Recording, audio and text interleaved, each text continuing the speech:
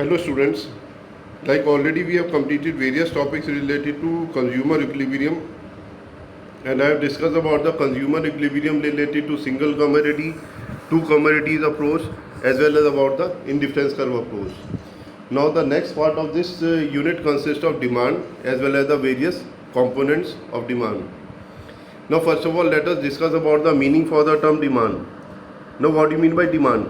Demand का simple way में अगर बात करी जाए तो ये कहा जाता है कि whatever goods we want to purchase it from the market it is termed as the demand. लेकिन होता क्या है इकोनॉमिक्स की टर्म में, this demand use to consider the various things like you can see in the meaning for the demand in the second line, top second line on your screen. Various things are taken into consideration for the demand. Like number one, it is about the desire, इच्छा कि क्या चीज़ customer purchase करना चाहता है. Second है इसके अंदर sufficient purchasing power, कि उसकी परचेजिंग पावर कितनी है, मतलब कि उसकी पॉकेट में कितना मनी है जिससे कि वो गुड्स वगैरह परचेज कर सके. विलिंगनेस टू स्पेंड, उसकी खर्च करने की भी इच्छा है या नहीं है. लकी कई कस्टमर्स ऐसे होते हैं कि उनकी जेब में पैसे तो होते हैं लेकिन वो खर्च नहीं करना चाहते, तो उसको नाम दिया जाता है इसमें willingness to spend. Next given है इसमें टाइम, एक पर्टिकुलर पॉइंट ऑफ टाइम इसमें कंसिडर करा जाता है. और उसके बाद नेक्स्ट गिवन है इसमें price. The prices are also taken into consideration while purchasing goods and services from the market. So these are the various components which have to be taken into consideration while purchasing goods from the market. Now after this comes about the individual demand. अब ये अलग अलग तरह की demand है. Individual demand का मतलब ये होता है कि कोई एक पर्टिकुलर पर्सन एक पर्टिकुलर टाइम पर और एक पर्टिकुलर प्राइस पर कितने गुड्स परचेज करना चाहता है. देखिए इसमें लिखा हुआ भी है इंडिविजुअल डिमांड में. It refers to the quantity of commodity which an individual consumer is willing to buy at a given price and at a point of time. तो मतलब ये एक पर्टिकुलर पॉइंट ऑफ टाइम पर और एक particular price पर एक customer जो कितने गुड्स परचेज करना चाहता है. विलिंगनेस टू परचेज, ये वर्ड आपने इसके ऊपर ध्यान देना है. How much goods a person is willing to buy at a given price and also at a point of time. Next point इसके अंदर गिवन है इसमें मार्केट डिमांड.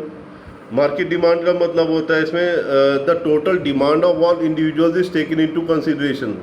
अब इंडिविजुअल डिमांड में तो खाली एक आदमी की डिमांड देखी जाती है, लेकिन मार्केट डिमांड के अंदर क्या है, demand for all consumers in the market is taken into consideration.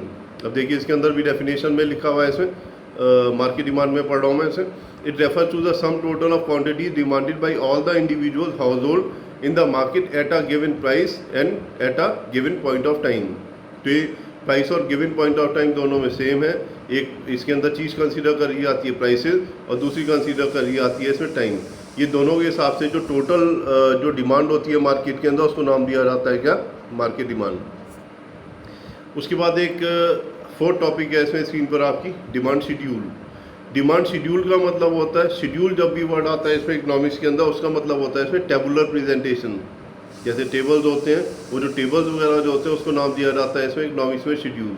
तो डिमांड शेड्यूल के अंदर क्या कंसीडर करा जाता है, डिमांड शेड्यूल के अंदर ये बताया जाता है इसमें कि how much quantity of goods are demanded at a particular price. एक पर्टिकुलर प्राइस के ऊपर जो है कितनी गुड्स की डिमांड है. इसके अंदर एक चीज़ आपने यहाँ पर हमेशा ध्यान रखनी है डिमांड के केस में कि अगर प्राइसेस कम होती हैं तो डिमांड ज़्यादा होगी और जब प्राइसेस ज़्यादा होती हैं तो डिमांड कम होगी.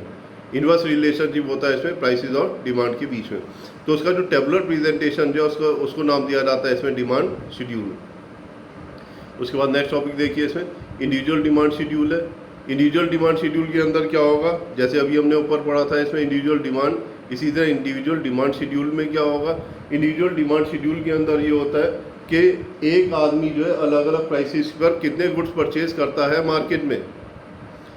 हाउ मच गुड्स और services a person is willing to purchase from the market at a particular price and also at a particular point of time. तो मेनली इसके अंदर जो प्राइसेस होती हैं उस पर एक पर्टिकुलर प्राइस पर एक इंडिविजुअल जो कितने गुड्स परचेज करता है मार्केट के अंदर उसको नाम दिया जाता है इसमें क्या, इंडिविजुअल डिमांड शेड्यूल. उसके बाद नेक्स्ट लास्ट हेडिंग गिवन है इसमें मार्केट डिमांड शेड्यूल. जैसे मार्केट डिमांड था इसी तरह से मार्केट डिमांड शेड्यूल होता है. मार्केट डिमांड शेड्यूल के अंदर क्या होगा इसके अंदर क्या होगा, total demand for goods and services is taken into consideration at different price level. कि अगर 10 रुपीज़ प्राइसेस है तो टोटल मार्केट में कितनी डिमांड है उस पर्टिकुलर कमोडिटी की। अगर उसकी प्राइसेस कम हो जाती हैं 8 रुपीज़ तो कितनी डिमांड है मार्केट के अंदर। उसकी प्राइसेस अगर ज़्यादा हो जाती हैं 12 या 13 रुपीज़ हो जाती हैं तो कितनी डिमांड है मार्केट के अंदर। वो जो टोटल जो डिमांड होती है उसको नाम दिया जाता है यहाँ पर क्या, इसमें मार्केट डिमांड शेड्यूल। जो शेड्यूल के अंदर क्या होगा, टेबुलर प्रेजेंटेशन होगा। उसके बाद नेक्स्ट टॉपिक में हम डिस्कस करेंगे इसमें इंडिविजुअल डिमांड कर्व और मार्केट डिमांड कर्व के बारे में। Thank you.